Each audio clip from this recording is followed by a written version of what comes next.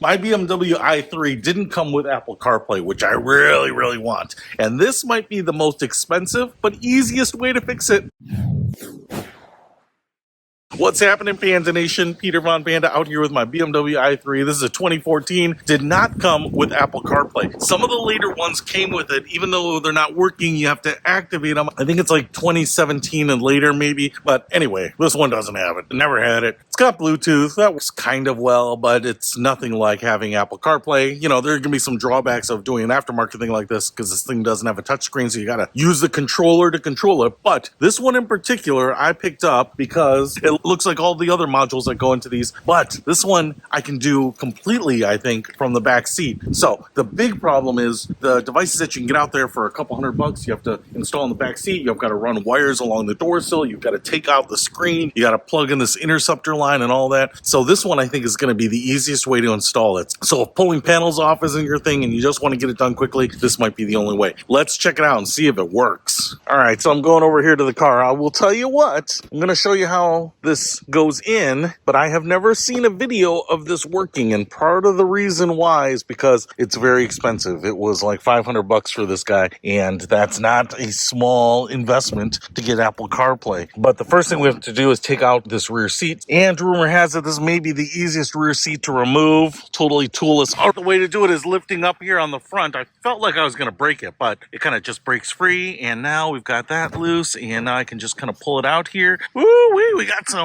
dirt and debris back here, so I'm gonna get the vacuum out and clean that up, but I won't show you that because that's boring. All right, I do want to show you though what we get in this premium MMI V7 premium retrofit.net. I guess that's where you get it. We get the controller, the whole brains of the thing right here. Oh, we get a user manual, QR code right there for that, and then we get cables, the wiring harness that you need. I think this should all be pretty straightforward. I think this is the video cable. Looks like we've got these things, so we'll have a USB port as well, which is kind of cool. And then we've got another one of these, might be for the antenna or something, and I don't know what that is. All right, so that's all we get. So I'm looking at the instructions, and this is the head unit, and these are the LVDS cables here, I think, and one of them goes in here and one of them goes in the corner, I think, and then they plug in here. I don't think you can really screw this up much because stuff won't plug in places that it's not supposed to generally, but I'm just going to follow the instructions and see if we can get it all plugged in the right places. And so the first thing I'm going to do is take out this guy over here, and then I think this one, this little L-shaped one, will go in there. And then I think the other end of the cable that I just put in there will go into the little purple outlet here. It actually says LVDS in. All right, now we're going to take the big boy here, and this thing is going to interface with this big clip right here. So I can see the way the wires are wrapped around here. I think I can unclip it from there and get these wires around. So I'm going to unplug that. I'm going to plug this end in there. I'm going to plug the existing plug that's going in into this end. And then it's got a third line coming off the end here. And that will go into the MMI port right there. And it looks like, oh, this is the Bluetooth antenna on there. Okay. All right. I delicately removed that. Just kind of using the wire here to kind of make sure I wasn't tugging on these other things because I'm sure everything is impossible to replace. Now I'm going to take these, and there's only one that will fit here, and it's got the little clamp on it too. So I got to lift up this clamp, I think, because once it goes in, then you'll push it down, clamp it in place. So I think this one will go in just like this.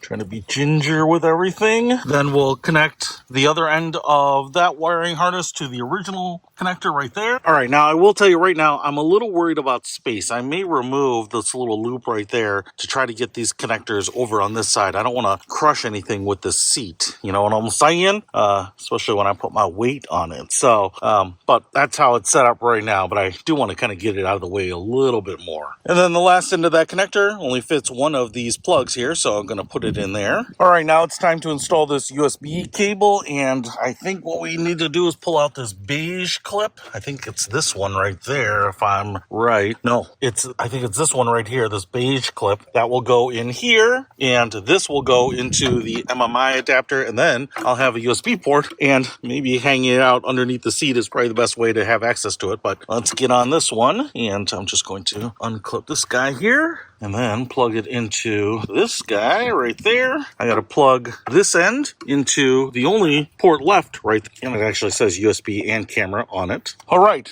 we're reaching the end here.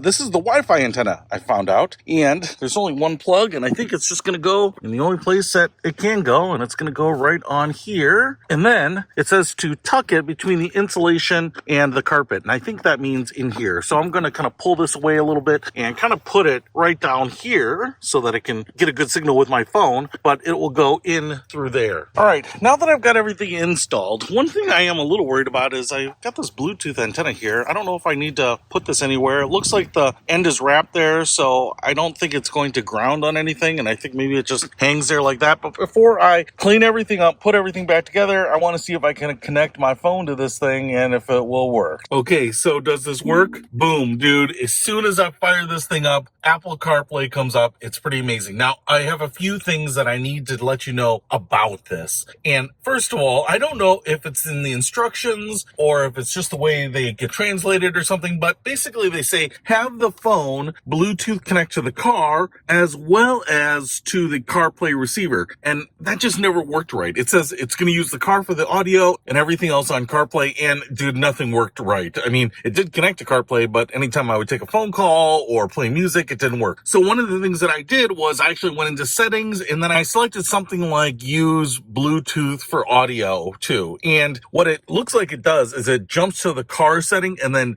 unpairs your phone with it. But once it did that, it was perfect because now I can take my phone calls, I can listen to my music, I can listen to my podcasts, and it works perfectly all through CarPlay, which was kind of the whole point. The second thing I want to say about this is that because there's no touchscreen, you have to use this little controller. I will tell you what, it does work. It's not necessarily ideal, and there are many times when it is just quicker to come down here to my phone and open up music and select the song that I want on the phone because, you know, it kind of hops through every option when you are trying to use the scroll wheel. But, you know, it's just kind of the nature of not having a touchscreen, and not having a touchscreen is very common when the screen is not within easy reach, and I don't think they ever really intended this to be a touchscreen or CarPlay compatible. I mean, it came out in 2014, so it is what it is. Okay, and the last thing I want to say about this is that down here, there is this menu button, and this is how you toggle in and out of CarPlay. So that was kind of confusing to me because there are times when you're going to want to go to your car settings, right? So if I go ahead and I hit this menu button, what it will do is if I just tap it and I'm in CarPlay, it kind of goes around back to this like general dashboard screen. But if I hold it, it'll go back to the actual BMW system.